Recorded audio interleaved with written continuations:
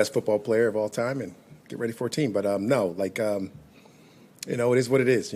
Aaron Donald's got some people. He's been training his whole crew. He's been developing a bunch of guys that try to mimic some of his movements and do some of the things he can do. So, you feel good about getting those guys in that can go back them up, and it's their chance to go prove to their big brother that they can go out there and play and do some of those things. So, you feel good about that. I know Aaron's going to talk to those guys. I know those guys will talk to Aaron about the process and what it takes. Different, obviously, game planning for myself and Henny, some of the things you do with him. But you do a couple of different things that you can do with these people, and you do what other guys can do on a football team. I pride myself on finding out what guys can do as opposed to trying to figure out what they can't. That makes sense. Who are some young guys, or maybe less guys who have historically gotten less reps, who you'd like to really get a good evaluation on the next few weeks? You mean just behind Aaron or just in general? In general. Oh, okay, cool. Yeah, it's obviously start up front. Start up front first. And you got to talk about Jonah Williams and his opportunity to go in there for Aaron. You're talking about Copeland, not really being a young guy who actually played for us, done some really good things up front. But where those guys have done, obviously Mike Hoyt moving back to outside linebacker and do some of those things. He's obviously a young guy. You'll get a chance to see, potentially some of our really young guys like Akeer Thomas, depending on how we fare out at outside linebacker, if we get that fourth body up, depending on how we did get that done and some of those type of things. And then obviously in the secondary, we've been seeing those guys all year. DK, Kobe getting active, Quentin Lake, Rush Yeast, those four guys in particular, those rookies, being able to step up and have significant roles within the game plan in different parts and different phases. So really those young guys are the guys that you really get a chance to look at. You really get a chance to evaluate. You really get a chance to see those guys play. And at this point, some of them are not evaluations. Some of them are, hey, let's reestablish your role and what you're going to be on this team moving forward. Have you seen, or talked to Bobby and seen with this game, maybe what it means to him to get to the next? He's pretty subtle. It's pretty low key. I don't think he rides the emotion. Well, I shouldn't say I think. I know he doesn't ride the emotional roller coaster. He is pretty even keeled. Does his intensity change probably a little bit? This is, I don't want to call it home because LA is home for him, but, it's where he grew up in his football life. It's where he has some great memories, where he played on, one of the greater defenses in this National Football League has seen, and that type of significance. And then being able to play these guys, I think it's less about what Bobby feels. It's more about what his teammates feel for him, which I thought was pretty special with those guys and how they react and want to go out there and play this game in his honor, so to speak, and to really represent what he's about and what he's taught us and what he's been able to share with his teammates and do some of those things. So when you talk about those things, Sarah, I think it's what the guys feel for him in a short amount of time that he's been with them, which I think is really impressive. And you got a sense of that in the locker room? It's not the locker room, it's pretty vocal. When Jalen talks about it, when the other guys co-sign on some of those things and how they feel about it. And a lot of guys will follow suit when some of those major leaders talk, like a Flo, like a Jalen, an Ernest, being his role mate, and what they want to do for him and how much it means to them to go out there and play well, on our standard, how we want to play, taking it back to essence of ball type of thing. And I think those guys really, really love that, and they love that whole vibe. When you talk with him about his even keel, do you sense that that's his DNA makeup, or is that a byproduct of what he's done 10 plus years in the league? That's a great question, Kurt. I couldn't tell you if it's his makeup. I could tell it's who he is. His demeanor in practice, his demeanor in the game, his sense of urgency in a meeting, a one-on-one conversation, a one-off, outside the building, hanging out with him in the lunchroom. It's kind of really similar. It's like truth, it's honesty, it's direct. He just kind of got that feeling, Kurt. If you walk by him in the middle of the street, you don't want to mess with this guy. He didn't have to say anything. You just don't. And he has that, but he also has that compassionate love that brings people in to let you know that, hey, you can bring any type of problem to me, you can bring any type of thing to me, and I'm going to have some form of solution, and you could deal with it that way. So that's just who he is. It's just kind of what his makeup is and who he is as a person. How do you evaluate what Jalen's done this year? It's a roller coaster ride for him, right? You start off the game, you have a bad game versus Buffalo. And for that position, it's a roller coaster just in general. I laugh because, we said Jalen had a bad game last week. He really had a bad play. But that's just that position. You have one bad player at that position, you get crucified and criticized, and that's just what it is. Like I make the analogy, gunfighters get shot, and you do, especially at that position. And I told a couple of people, you only get that kind of feel for two positions in football. It's only two. It's a tackle and a corner. Because you can make one bad play, and that's all people remember. That inside linebacker, you can miss a tackle, no big deal. You miss a coverage, no big deal. That quarterback, you throw a pick, no big deal. You come back and throw 5 touchdowns. You had a great game. That corner, you can have a great game, have one bad play, and that be the defining moments of what you are and who you are. Like if you allow people to dictate your terms on what you do and how you play, that's your fault. The mental toughness that comes along with this game that's accompanied with what we do is just different than anybody else. And that's why I'm so close with corners. That's why I'm so close with tackles on the offensive line. That's why I made to talk to those guys, because there's only a few people in life that know what that feels like and know what those moments are. Unless you play individualized sport. Got to go talk to Tiger Woods about it. Maybe Serena Williams. But it's only situations on team sports where that individual gets that kind of attention on every single rep, every single play of their professional career, no matter how great you are. Raheem, what differences do you see in the Seahawks offense between Geno Smith operating it and Russell Wilson? I think you got to start here first. I think Shane has done an outstanding job, and I got to give Pete Carroll credit for having the confidence in what Geno's been able to do. And then I got to go to Geno and what he's developed into throughout his career. Didn't get a chance to see him as a young player at the Jets. Obviously didn't work out, whatever that case was. I don't really know, yada, yada, yada. He moved on to a different team, and he has absolutely taken the right approach, apparently, of being a backup in the league for the last, 11 years, 12 years. And he is shown and proven that he is ready to go. This is his opportunity. It kind of, when I immediately thought about Rich Gannon, popped in my head when we played him in the Super Bowl a couple years ago. Well, not a couple now, a long time ago in Tampa, but how he kind of revived his career with the Oakland Raiders. I see Geno doing those things. I mean, his completion percentage in the National Football League, his confidence, some of the throws he's making. He's not being a game manager. He's making plays, and, he's doing a really good job. And if I didn't have to play him this week, I'd be cheering for him. Like one of those type of things, because you love his comment after the first game when he wrote off and didn't write him back. That is classic, right?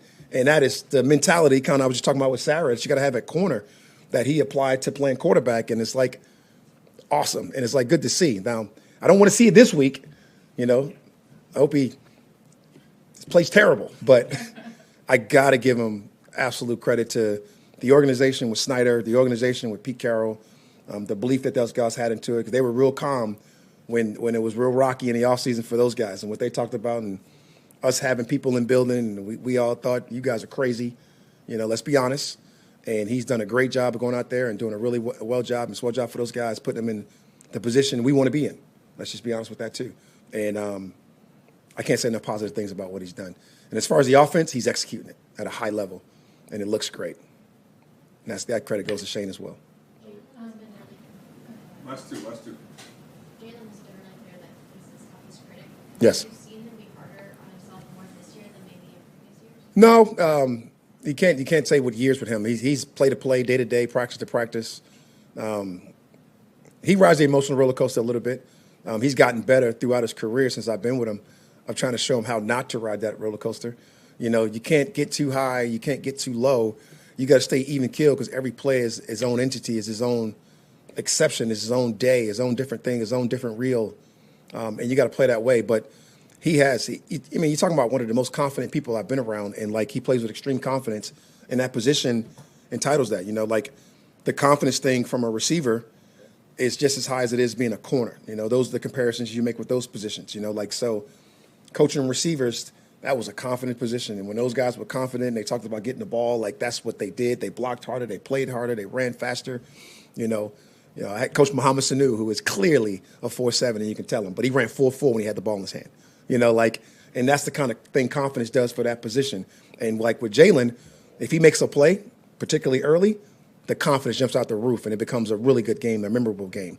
What I was proud of him about this game, he missed the play early versus Kelsey, and the fight that he had and the resolve that he had to make that play at the end of the game at the goal line, and some of the fight that those guys were able to take to that Kansas City Chiefs game.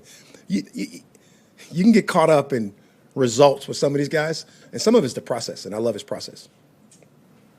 Last one. If you were going to describe Michael Hoyt to someone who had no idea who he is, how would you describe him? That is great. You always put me on the spot with these. But Hoyt is absolute energy. Hoyt he's not the guy you want to stand in front of in a walkthrough because he only has one tempo. He only has one speed. And I don't care if it was you, Jordan, standing there playing tackle for him, giving him a look. It was me or it was a real professional football player. He's going to treat us the same and ragdoll us and be absolutely as violent as he possibly can be in the nicest possible manner because he's such a nice guy, right? But he's not fun to teach something because you don't like him touching you. He is absolute one speed, full go, all the time, all motor, all gas, nothing else. That's what makes him a special player. All set? Cool, guys.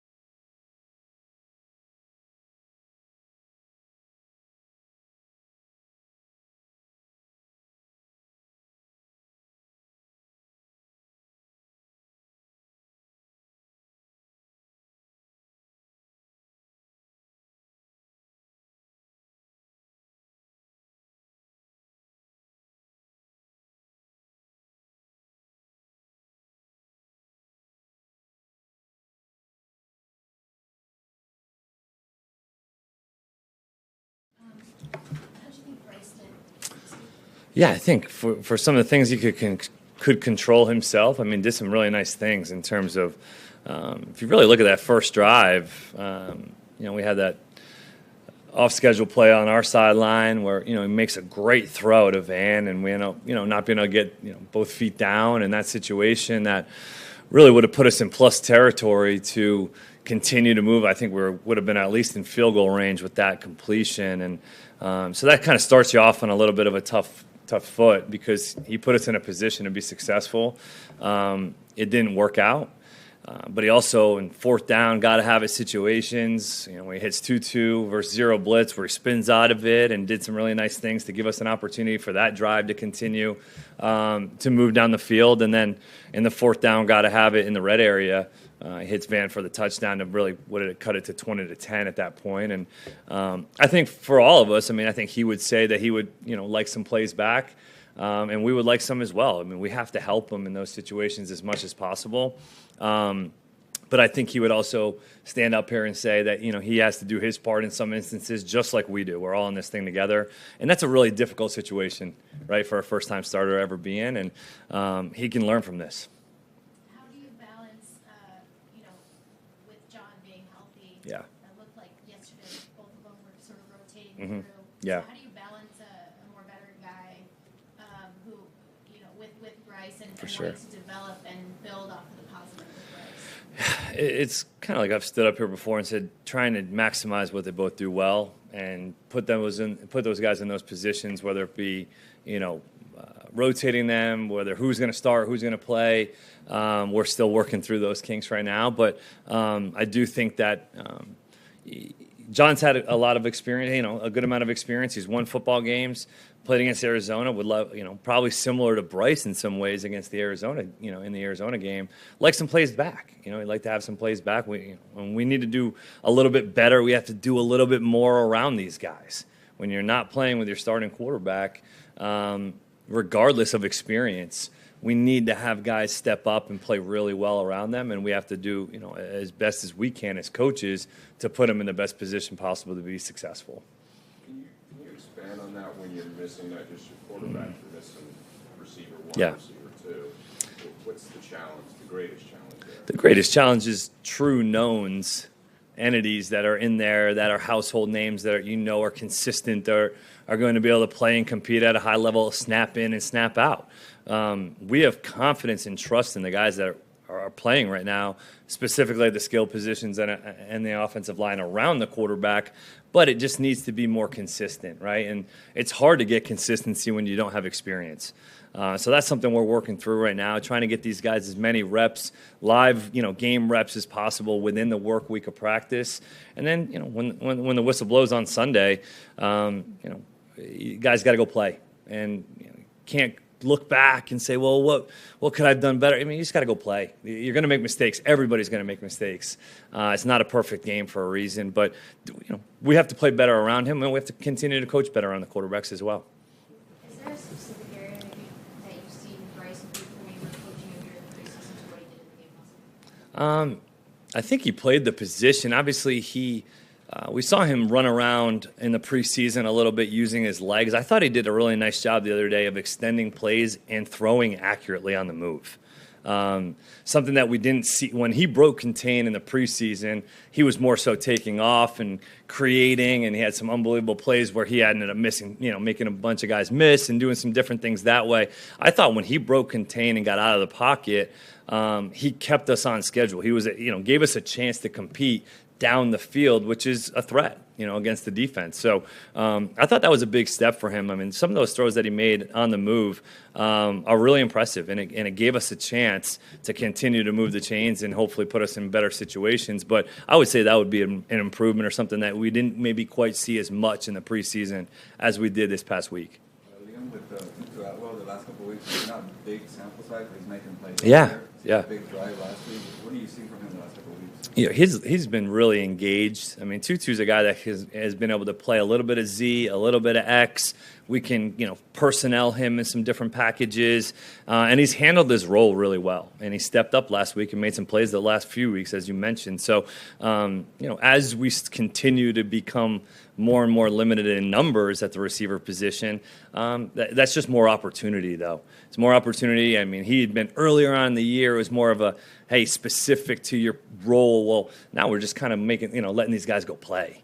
Let these guys rotate, go play. There's going to be situations that they're put in at times that might not be always advantageous for them, both physically and mentally. But to let them go play is probably the biggest thing for us over the next few weeks is now we're, after losing Allen, now we're kind of, we're still getting tight as well with the receiver position. So, hey, just these guys go play to their best of your ability, and hopefully the situations that we are putting them in is best for their skill set. How did you feel like Kyron did with the opportunities he had, and how hard is it to evaluate running backs when everything's predicated on an offensive line that has youth playing who probably weren't going to be playing? Totally. It's not easy. I mean, I thought Kyron did a nice job. There's some things that he would like to have back as well. I mean, just like anything, either a missed run or, pass protection or things like that he's continuing to grow with as a young player in this league. He's so conscientious. He's so driven to do it right. You got to believe his best football is going to be ahead of him. He's being coached hard, and he's really hard on himself. So maybe being able to let himself move on as well throughout the game. Something might not go his way, maybe missed a cut, or we didn't block something up properly. Hey, stay the course. Continue to stay patient. These things are going to come for him, and we're excited about his development moving forward. And, yeah, it is difficult to get into a rhythm when, again, we had another starting lineup up front, and that's not easy, especially against a pretty solid front against Kansas City Chiefs and with some really good players. So that's been difficult to build throughout the season, is continuity in the run game because of some of those moving parts. But I do think we're on the right track. A couple more. Thanks. Kind of a small sample size with Bryce, obviously, but the plays that you mentioned where he was sort of breaking contain, but he wasn't just taking off, he was looking to throw instead the man play and then the 2-2, the fourth down. Do you feel a defense hesitate in that regard? Because now they're saying, oh, he's not just going to take off up the, into the flats or up the middle. Yeah, you're threatened in a different way as a defense. It makes you kind of be a little bit more disciplined in your rush lanes, but also in your coverage. Once you do break contain as a quarterback, a lot of guys can be a little bit more undisciplined and impatient in their coverage structures when this quarterback is really going like 1 to 2 to run. Sometimes that's a little bit easier to defend at times, whereas a guy that can, truly break contain, get out of the pocket, but also keeping his eyes up down the field and is a threat to do both, that's where you see some of the challenges from a defensive standpoint start to come up and show up for us, which was nice. It helped us move the chains, and I think something that defenses will have to look at when they are watching our film and watching if Bryce is the guy playing, that they need to make sure that they maintain their rush lanes, and their coverage discipline. Describe the quarterback room this week with the two backups knowing each other so well. Yeah. But only one's going to start. These guys are so supportive of each other. I mean, you're talking about guys that truly care to see each other do well. I mean, this isn't high school football where, it's like, oh, well, this guy's not playing, he's playing. There's none of that. It's such a great room. They want to see each other succeed because they want to see our team succeed. And whoever gives us the best chance, those guys will know. I'm sure either one won't be too thrilled at the end of the day, but they do know that the decision will be made, will be in the best interest of our team and for our offense, and they'll be supported either way. So it's been great. It's really been a good, relationship within the room, and hopefully we can continue to get better and get these guys more reps. It's more about these game reps and these practice reps, trying to get it as live as possible, but also balancing. We're getting later in the year. Guys are starting to get a little bit worn down, and how many true practice live reps can you get, which is something that they really need. Last one. We've asked Sean this, we asked Bobby this recently too, but you're also someone who came back here after winning the Super Bowl, and expectations were so high, and the season is just not going how you guys envisioned, and the offense is not going how you envisioned. So what has that been like for you on a personal level, and then how do you build from this? Difficult, very difficult, challenging. Never probably been a part of something quite like this from the injury standpoint, from the expectations, from the things that you come in anticipating. Those are all disappointing. But throughout, a huge reason why I wanted to come back here, and I mentioned this probably when I did come back, was to learn and to grow and to not to just be easy and go win a Super Bowl. That's not why you come. So being around it, being in it, trying to find solutions, like that's our job. That's why you start to coach, is to be solution-oriented. How can we help put these guys in the best position to be successful, to give our guys a chance to win? And that's all that matters week in and week out. Is it a challenge? Is it difficult? Yes. Is it exhausting? Absolutely. But it's why you coach. It's why you get into the profession, is to try to help these guys, play at their, highest potential and give us a chance to win. So, yeah, frustrating, a lot of different things, emotions. But at the end of the day, you don't just get into coaching truly to go have success. You get into coaching to coach. And that comes with, good and bad. That's wins and losses. That's positives and negatives. So ultimately, still learning, which is great. All set? Yeah, thanks, guys. Appreciate you.